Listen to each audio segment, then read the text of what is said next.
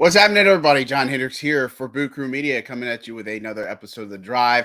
This program is brought to you by Scott McNair Injury Lawyers. Have you been injured in any kind of accident, whether it's a car truck, 18-wheeler, hurt offshore? Scott McNair handles it all. Give them a call, y'all, at 504-500-1111 for a free consultation. Yes, that's a free consultation. They always fight for the win. So let's talk about the Saints draft. Now that it's all said and done, let's talk about what's our opinion of the draft and kind of give some grades on it. Overall, here's what I would tell you. I think the Saints had an excellent draft. I think they had a really strong draft. I think they filled obviously positions of need, and that was the most common thing. Is obviously you always want to invest in the trenches, so that's where their first three picks went.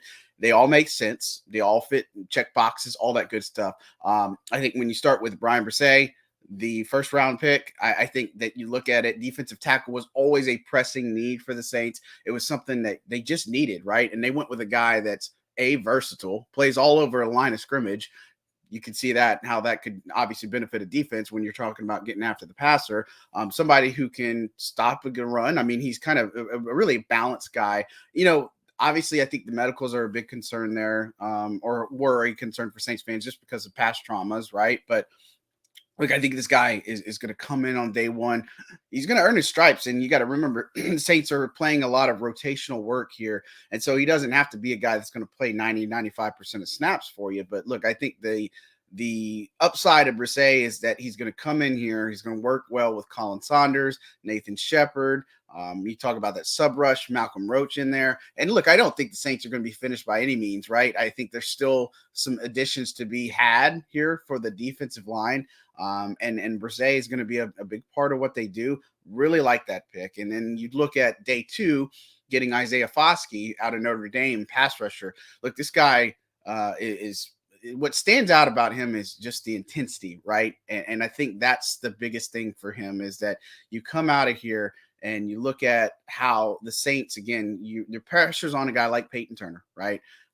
You've got Cam Jordan, a year older, but still Cam, and he's going to produce, right? You got Carl Granderson on the roster. And then obviously you got Tano. And so you add to that. And I think that with Foskey, he's a guy that can come in here again, used all over the line. And what's going to be interesting to pay attention to with these defensive linemen is Todd Granum, right? Ryan Nielsen's not here, right? So we want to figure out what is the vision for the Saints pass rush. Is it more stop the run first, which I think obviously, admittedly, that's one of the things that, they discussed. And one of the things I asked Dennis Allen following the press conference, for Foskey particularly, and just even asking about Todd Granum, was kind of the vision with the RPOs. And that's where he said months ago that was kind of the vision, is to help stop the RPOs, the mobile quarterbacks, because the NFL is obviously evolving a good bit. And Foskey's going to be a big piece of that. But, look, he can get after the passer. And again, another balanced guy, really intense as far as how he can play on the football field. I really like this pick. Again, sub rush, rotational work, earn the stripes, but really excited about his outlook. Then we move to another pick on day two, which is Kendre Miller out of TCU, running back. This guy is also, again, intense. I love his attitude and mentality, just because some people took it the wrong way, right? Saying that he was coming for Alvin Kamara's spot. I mean, don't you want that in a running back? Don't you want that in a player to say, I'm coming for the top spot? And yeah, you might have butt heads in the locker room, all this other stuff. And you wonder, how's this vision going to fit? How is this rotation going to work? And all these other things. But Miller, man, he's a guy that maybe not as strong of a receiver out of the backfield. Right, because it just wasn't much. I think he caught like 25 balls at TCU total.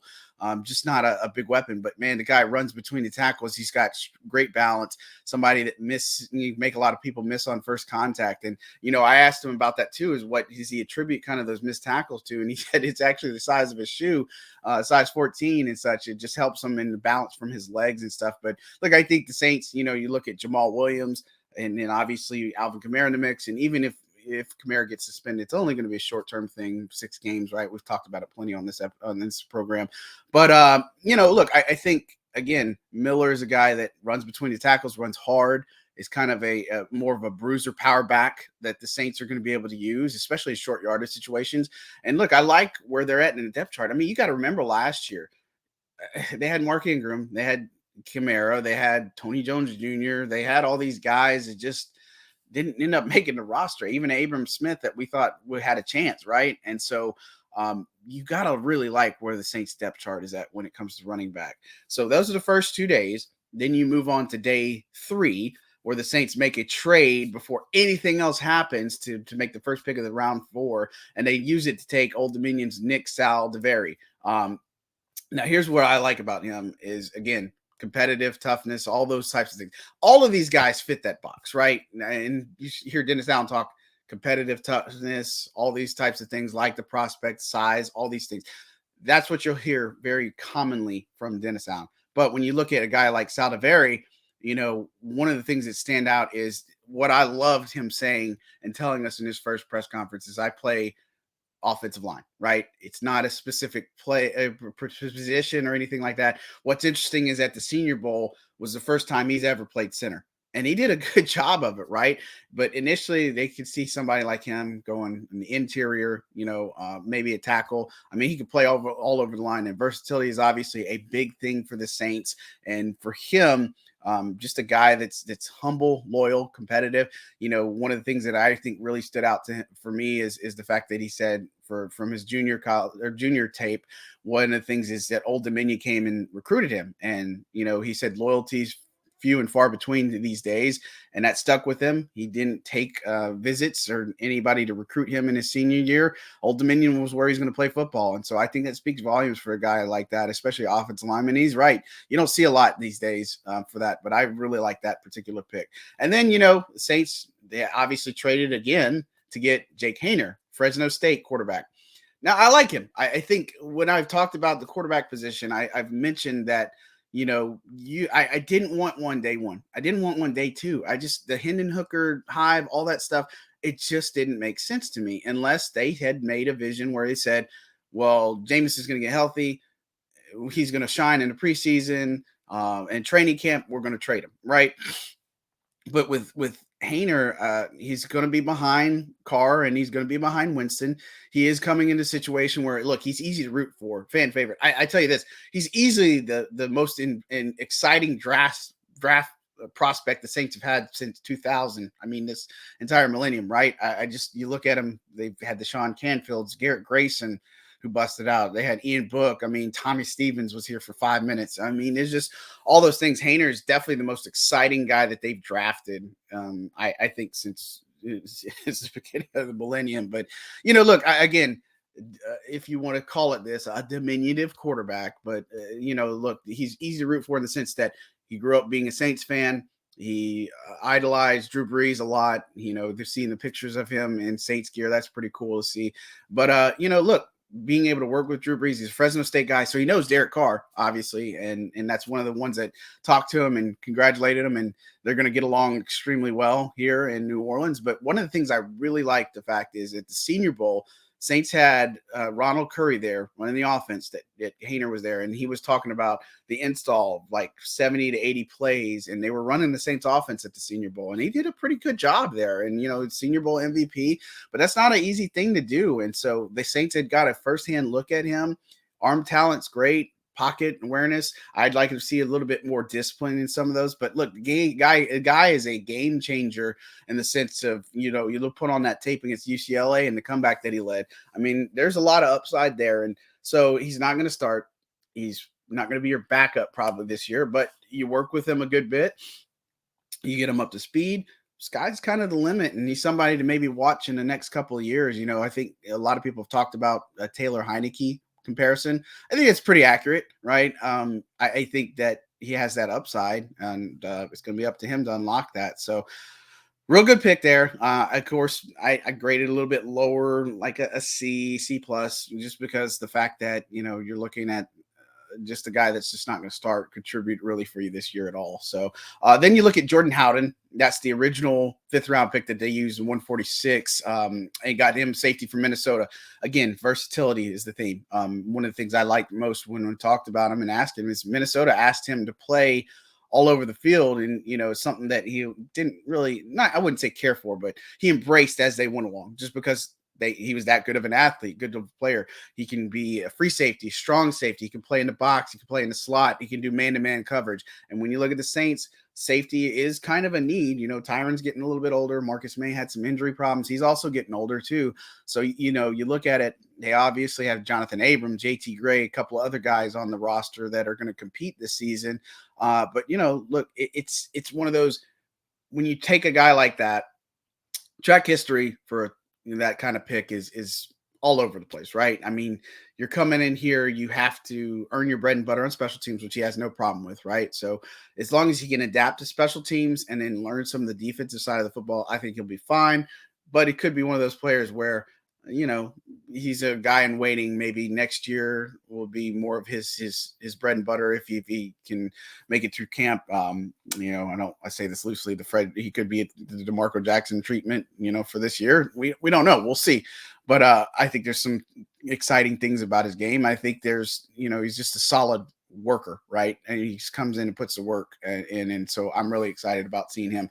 And then the Saints traded, obviously, Adam Troutman to the Broncos and their 7th round pick to get A.T. Perry in Wake Forest, a wide receiver. He's surprisingly still available. I'm telling you, this might be one of the biggest steals of the draft.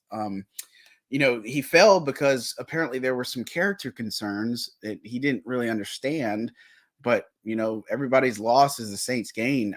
This is an absolute steal here. I really love this pick. I thought he could go as high as 71. Look, and it's not just me, right? Mel Kiper mocked him to the Saints at 71 too. I mean, that's just the type of potential. He is a day 2 receiver that ended up falling way on day 3, and the Saints just went up and got him. And he's a big-bodied guy, possession-style receiver, makes the contested catches. And you look at it, and we've said it plenty on here, the Saints were not going to put all their eggs in the Michael Thomas basket, right? You got Bryan Edwards, and we hope Mike's 100%, right? That's the biggest thing here. But you got Bryan Edwards as well. Now, A.T. Perry, you got a few big body guys that can make contested catches from Derek Carr. That's not a bad thing at all. And Perry's one of the most exciting guys, I think, that came out in this draft. And, you look at it, drops might have been a little bit of concern, but I think what his shortfalls in the game that he has are easily made up through good coaching. And they got a great one in Cody Burns, who you look at his track record at Tennessee, just look at some of the guys that he dealt with, right? And so I really like that pick. I think it's very underrated. He's got a strong route tree, strong polished on the route running. He can beat you with speed. So I really like that. So that being said, what will we grade the Saints draft? I think they had a great draft. And look, we'll get into undrafted players, soon enough, but with the draft process, I'd give them a solid B plus probably is where I would look at. I would think they identified the key needs. And again, what's funny about the mock drafts that you see, and what I always have an issue with is you do mock drafts before free agency plays out. So yeah, when you're in January, February, you look at free agents, all this stuff. There's so many moving parts and pieces. That's why I only do one every year, because I wait till free agency plays out. Then I'm saying, okay, where's the needs? We talked to Mickey at the Combine. We talked to him at the Senior Bowl. We talked to Dennis, all those things. And then we have a little bit more informed opinion or formed guess, if you would say, of where they did. I mocked Bresee to the Saints. I mocked Haener to the Saints, and also mocked A.T. Perry to the Saints. I felt like these were 3 guys that could really do. And then a lot of colleagues of mine did Foskey. I mean, these are guys that I think we all just knew. We just kind of feel it fit the needs. And you look at all the positions, defensive line, offensive line, quarterback, safety, wide receiver. Those are all on the bucket list. The only thing that they didn't get and address is the tight end spot. And I think that's an area where now, even with Troutman gone and, Allen say they feel good where they're at.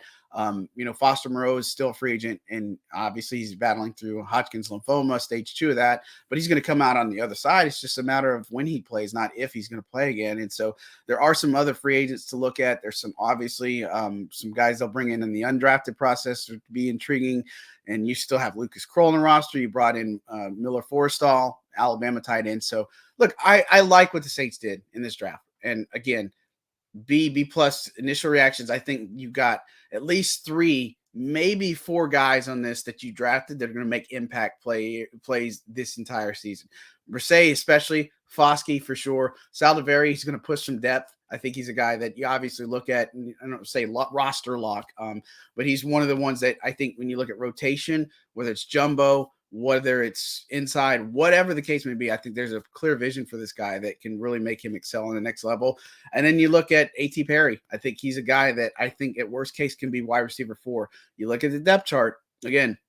If Mike gets healthy, Mike's number 1. You got Chris Olave, Rashid Shaheed. We're thinking wide receiver 3, but that could also change, right? And you got Brian Edwards potentially that are going to battle it out. I mean, this wide receiver battle from 4 down is what you want to pay attention to. You got Brian Edwards, you got Traquan Smith that's still on the roster, you got A.T. Perry now, and then obviously Kawan Baker's still in that mix, and Kirk Merritt. I mean, it's really going to be interesting to see where the Saints end up going here. But again, I like the positions they've addressed because the depth now, you could say, okay, you feel a little bit better about where they're at, and they've added pieces that can actually potentially start for you. So Saints, B+ is what I'll actually go with as my official grade for them. I think they did great in this draft, and it's really interesting because Dennis Allen, this is his second year doing it. You're starting to see his guys, his makeup of this team. And, look, I think he gets a bum rap for everything from last year and his first year. I think it's one of those that you'll see it pay dividends. And the thing is, look, I think there is some pressure on Dennis Allen to make sure that this team performs. I think they can be the best team in the NFC South. I am a little bit intrigued by what Atlanta did in this draft. I think Carolina did pretty good in this draft. And obviously Tampa, we'll see. They're starting to build more in that trenches and stuff, but they don't have a quarterback really. So, I think this comes down to Atlanta and New Orleans. And if Carolina can get the play they need out of the rookie quarterback, then it'll be interesting to see. But, Atlanta going with the 2-headed monster, Bijan, and then obviously they got Algier that, it's interesting, but I'd like to see him kind of fix that offensive line a little bit for them to be taken serious. But Saints, strong draft, really excited about it, and we'll see how it all folds. We'll get rookie mini camp here in a couple of weeks. Then we have some OTA stuff that we'll be at as well, and then we'll move into a mandatory camp in June, and then training camp will be here before you know it. Thanks for tuning in today, guys. John Hendrix again for Brew Crew Media. Thanks to Scott Vernier for producing today's show.